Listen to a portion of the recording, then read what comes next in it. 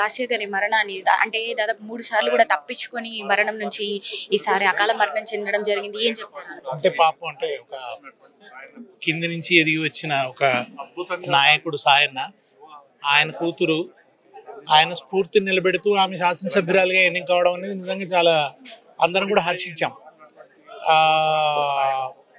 ఒక దళిత దాని నుంచి ఎదిగి వచ్చిన ఒక మహిళ అద్భుతంగా రాజకీయ రంగంలో రాణించాలి, ఒక శాసనసభ్యురాలుగా అందరు మన్ననలు పొందాలి, ఈ ప్రాంత ప్రజలకి గొప్ప సేవలు చేయాలి, ఈ హైదరాబాద్కి ఒక ప్రాతినిధ్యం వహించేటువంటి ఒక లీడర్గా ఎదుగుతుందని చాలా ఆశలు పెట్టుకున్నాం తన మీద. కానీ ఈ మధ్య వరుసగా 3 ఘటనలు జరిగినప్పటికీ ఆ 2 ఘటనలు, ముఖ్యంగా 2 ఘటనలు ఆమె తప్పించుకుంది.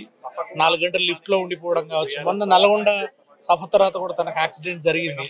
అందరం కూడా వచ్చాము, పరామర్శించాము, బయటపడ్డది కదా అని అనుకున్నాం. కానీ ఈలోపు ఈ ఘటన జరిగి ఇంత చిన్న వయసులో మొగ్గగా ఉండగానే, అంటే రాజకీయ రంగంలో ఒక వికసిస్తున్న దశలోనే ఆమె ఇట్లా ప్రాణాలు కోల్పోవడం అనేది చాలా చాలా చాలా దుఃఖకరం. ఇది తెలంగాణ రాజకీయాలకు, ఆ తర్వాత బీఆర్ఎస్ పార్టీకి చాలా తీరని లోటు.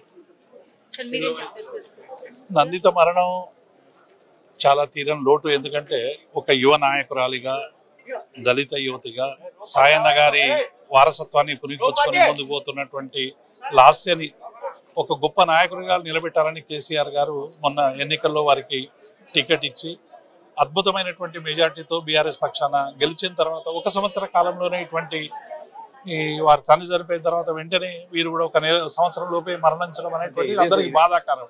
అట్లాగే ఇదే ఫిబ్రవరిలోనే వారి మరణం కూడా సంభవించింది. ఇటువంటి నాయకుల మరణం పట్ల సమాజం చాలా కోల్పోతా ఉన్నది. ఎందుకంటే సమాజాన్ని సరైనటువంటి రీతిలో అర్థం చేసుకోవడం, వాటికి సంబంధించినటువంటి అంశాలని ప్రజలకు చేరవేయడంలో బీఆర్ఎస్ పార్టీకి చీరని లోటు. వారికి మేము వినమ్రంగా నివాళులర్పిస్తా ఉన్నాం. సాయన ఏం చుట్టాం కాదు, కానీ సాయన ఇక్కడ మేము చిన్నప్పటి నుంచి సాయన ఇక్కడ ఉన్నాడు. ఆయన మా 2-3 సార్లు గెలిచిండు. ఇక్కడ వచ్చి ఈ ఏరియాకి వచ్చినప్పటి నుంచి ఆయన మంచిగా గెలిచిండు. ఒక రోజున ఒక్కసారి నన్ను ఓడిపోలేదు, కానీ మంచి పని కూడా చేసిండు. ఇంపార్టెంట్గా మేము రాగానే కూడా మాకు హెల్ప్ చేసిండు. ఇక చేసినందుకు మేము కూడా ఆయనకు ఓటు వేసినాం. ఓటు వేసి మేము గెలిపించినాం మా ఏరియాకి మంచి పని చేస్తాడని. కానీ చేసిండు. వాటర్ కూడా లేదంటే అప్పుడు ట్యాంకర్ కూడా తెప్పించేవాడు. ఈ ప్రాబ్లం ఉందంటే కూడా చేయించేవాడు. నాకు పింఛన్ రాకపోతే కూడా వెంటనే ఎంఆర్ఓ ఆఫీసర్కి డైరెక్ట్ ఫోన్ చేసిండు. అప్పుడు నాకు అయ్యింది. కానీ ఆయన స్థానంలో వాళ్ళ కూతురికి వచ్చింది. వాళ్ళ కూతురు 3వసారి ఇది అయ్యింది ఇట్లా. కానీ కాకపోతుండే, కానీ ఏదో దేవుడు అట్లా చేసిండు అంతే. అంటే దాదాపు కూడా ఒకటి కాదు, 2 కాదు, 3 సార్లు మరణం నుంచి తప్పించుకున్నారు. ఒకసారి లిఫ్ట్ లో ఇరుక్కుపోవడము, అదే విధంగా ఇంతకుముందు ఒకసారి ఇట్లనే రోడ్డు ప్రమాదంలో గురి అవ్వడము, ఈసారి ఏకంగా అకాల మరణం చెందడం అనేది ఇట్లా చూడొచ్చు.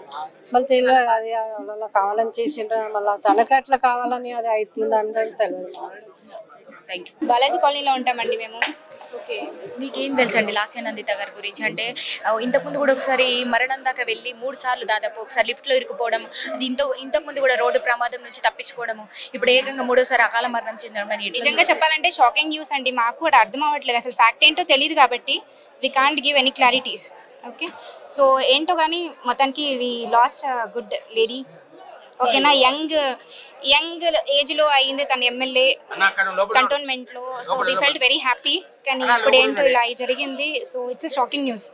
షాకింగ్ న్యూస్లో మేము ఏం చెప్పాలో కూడా అర్థం అవ్వట్లేదు. వాళ్ళ నాన్నంతా 5 సార్లు ఎమ్మెల్యే అయ్యి మళ్ళీ ఇప్పుడు ఈమె యూత్, మరి యంగ్ లీడర్. ఆమెకి ఎంతో భవిష్యత్తు ఉంది. కానీ ఆమె అకాల మరణాన్ని మేము జీర్ణించుకోలేకపోతున్నాం. నెక్స్ట్ ఏదున్నా మేము వాళ్ళకే సపోర్ట్ చేస్తాం. అమ్మ, మేము సాయన్న మా గురువు సాయన్న కూతురికి ఇట్లా కావడం చాలా బాధాకరం అమ్మ. నేను నేరేడ్మెట్లో ఉంటాము. నేరేడ్మెట్ నుంచి సాయన్న వెంబడిన ఫాలోవర్స్ ఉండే మేము. ఇప్పుడు వాళ్ళ పాపకి ఇట్లా అకాల మరణం కాగానే మాకు చాలా బాధ అనిపిస్తుంది. సాయన్న గారే చాలా మాకు హెల్ప్ చేశారు. ప్రజలకి చాలా అనుకూలంగా అందుబాటులో ఉండి మాకు అందరికి ఎంత స్పీడ్లో ఉండాలో అంత స్పీడ్లో మాకు ఏ వర్క్ కానీ ఆపకుండా చేశారు. ఇప్పుడు ఆ మేడం కూడా అంతే స్పీడ్లో, అంతే సాయన్న అడుగుజాడలో నడుస్తూ అంతే స్పీడ్గా ఏ సమస్య వచ్చినా చాలా తొందరగా రెస్పాండ్ అవ్వడం జరిగింది. కానీ ఇంత ఇలా జరుగుతుందని, ఇంత తొందరగా చనిపోతారని మేము అనుకోలేదు. చాలా బాధాకరంగా ఉంది. ఏం లేదమ్మా, నేను వార్డు వైస్ ప్రెసిడెంట్. నేను మొదటి నుంచి సాయన మనిషిని నేను. అయినా కూడా సాయన చచ్చిపోయిన తర్వాత మా లాస్ట్ నందితకు టికెట్ దొరకడం చాలా అదృష్టం. అయినా కూడా 29,000 మెజార్టీతో ఆమెను గెలిపించడం జరిగినది. ఎక్కువ వార్డు మెజార్టీతో ఎక్కువ గెలిచిందమ్మ మేడం. ఆమె ఈరోజు ఆమె ఈరోజు అనుకోకుండా సంఘటన జరిగినందుకు మాకు చాలా బాధాకరంగా ఉంది. ఆమె 3 నెలలే ఉన్నది ఇప్పుడు ఎమ్మెల్యేగా. ఆమె బదులు ఆమె కుటుంబానికి అన్ని విధంగా మీరు సాయం చేయగలరని మేము కేసీఆర్కు మన రేవంత్ చాలా మంచి పని చేసిండు. ఆయన కూడా పోయింది చాలా బాధాకరము. మళ్ళీ వాళ్ళ కూతురుకి ఇచ్చిర్రు. పాపం ఇంత తొందర ఎమ్మెల్యే సీటు వచ్చి కొన్ని రోజులకే ఇట్లా అయిపోయింది. మాకు చాలా బాధ అనిపిస్తుంది. ప్రమాద సమయంలో వెనుక సీటులో కూర్చున్న లాస్య నందిత తలకు తీవ్ర గాయాలు కావడంతో ప్రాణాలు కోల్పోయారు. ఆమె మృతదేహాన్ని ఆమోద ఆసుపత్రికి తరలించారు. తొలిసారి ఎమ్మెల్యేగా ఎన్నికైన వెంటనే లాస్య నందితను ప్రమాదాలు వెంటాడాయి. డిసెంబర్ 24న బోయిన్పల్లిలో ఆమె ఓ లిఫ్ట్ లో చిక్కుకుపోయారు. బోయిన్పల్లిలోని విఆర్ హాస్పిటల్ వార్షికోత్సవ వేడుకలకు ఎమ్మెల్యే లాస్య నందిత ముఖ్య అతిథిగా హాజరయ్యారు. కార్యక్రమం ముగించుకుని తిరిగి వెళ్తున్న క్రమంలో ఎమ్మెల్యే ఎక్కిన లిఫ్ట్ ట్రబుల్ ఇచ్చింది. లిఫ్ట్ లో ఎక్కువ మంది ఎక్కడంతో కాసేపటి వరకు లిఫ్ట్ డోర్ తెరుచుకోలేదు. దీంతో లిఫ్ట్ లోపల ఉన్న ఎమ్మెల్యే లాస్య నందితతో పాటు పలువురు ఆందోళన చెందారు. సమాచారం అందుకున్న హాస్పిటల్ సిబ్బంది లిఫ్ట్ డోర్ ను బద్దలు కొట్టి ఎమ్మెల్యే లాస్య నందితతో పాటు మిగతా వారిని సురక్షితంగా బయటకు తెచ్చారు. అదృష్టవశాత్తు ఎవరికి ఎలాంటి ప్రమాదం జరగకపోవడంతో అంతా ఊపిరి పీల్చుకున్నారు. ఆ తర్వాత నల్గొండలో ఆమె కారు ప్రమాదానికి గురైంది. మూడోసారి ఏకంగా ప్రాణాలు కోల్పోవడంతో స్థానికంగా విషాదం నెలకొంది.